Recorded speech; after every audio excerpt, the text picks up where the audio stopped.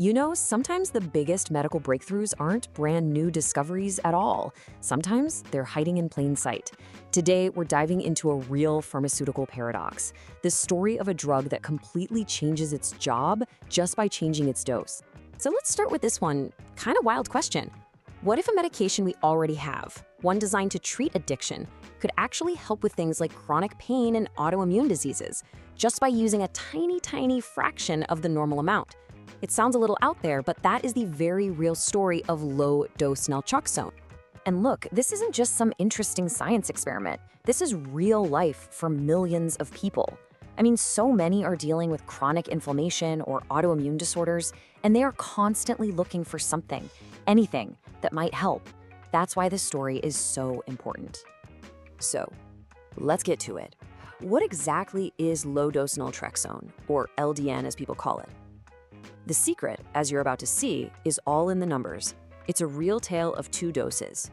Okay, so take a look at this, because the difference here is just staggering.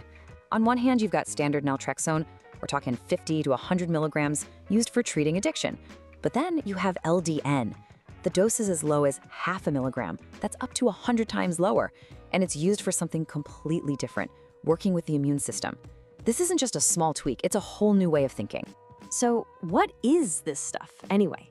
At its heart, naltrexone is what's called an opioid receptor antagonist. Just think of it like this. Your brain has these little parking spots, right? Receptors. Naltrexone parks in the spot, but it doesn't turn the car on. It just sits there, blocking other things like opioids from parking there. At a high dose, it blocks them all day long, which is great for addiction treatment. But at a low dose, well, that's when things get really interesting. And this quote from Dr. Harpelbanes just hits the nail on the head, right? It perfectly captures the confusion. A patient hears naltrexone, and they immediately think of its use for addiction. It's totally understandable why they'd be like, wait, why are you giving me this? It's a huge mental hurdle to get over. Okay, so how on earth does such a tiny dose do anything at all? The best way to think about it is that it's not a sledgehammer, it's more like a little tap on the shoulder for your body. It's like it's gently rebooting your body's own internal pharmacy to get things back in balance. So here's how it breaks down, step by step. First, that tiny dose of LDN comes in and blocks those receptors. But, and this is key, only for a few hours. That's it. So then your body goes, whoa, wait a minute, where'd all our feel-good chemicals go? It senses this little shortage of endorphins. And what does it do? It overcompensates. It starts pumping out more of its own natural endorphins. And the end result is you have more of your body's own pain-relieving, immune-balancing good stuff floating around. Pretty clever, right? All right, so we've got the how, but what about the who? Who are the people who might actually see a benefit from this really unique approach? Let's take a look at where it's being used. We're really talking about conditions where your own immune system is, well, it's kind of gone haywire. This means a whole range of autoimmune diseases where the body is literally attacking itself. It also means conditions that are driven by inflammation that just won't quit.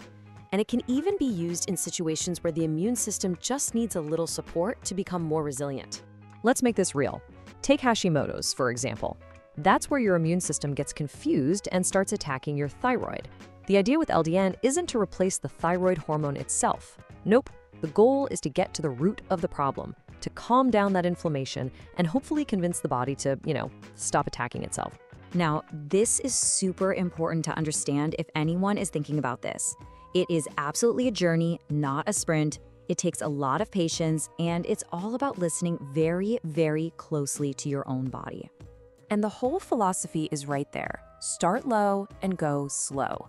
You begin with a teeny tiny dose, maybe half a milligram. Then you increase it ever so slightly, maybe every 2 weeks or so, just to let your body get used to it. The end goal is to find that sweet spot, that perfect dose for you. For a lot of people, that's around 4.5 milligrams, but honestly, it can be different for everyone. Now, what about side effects? Of course there can be some, but they're often temporary. Some people get really vivid dreams or have their sleep thrown off for a little while. And here's a weird one. Sometimes people's symptoms can actually get a little worse at first, but that can be a sign that the immune system is kind of waking up and getting back to work, a sign that things are starting to change. And honestly, this advice from Dr. Baines just sums it up perfectly. The name of the game is perseverance. If even that tiny starting dose feels like too much, you don't give up. You just go even slower. Go down to an even smaller dose. It's all about finding the pace your body is happy with. And that really leaves you with a pretty profound question, doesn't it? The story of LDN is just this powerful reminder that the next big thing isn't always something new. Sometimes it's about looking at what we already have, but with fresh eyes. It makes you wonder, what other breakthroughs are just sitting there on the pharmacy shelf, just waiting for someone to ask, hey, what if we tried a different dose? If you're interested in exploring more of these incredible connections from hormone optimization to metabolic psychiatry and regenerative medicine, be sure to subscribe and follow for more explainers just like this one. Thanks so much for watching this Within You Health production.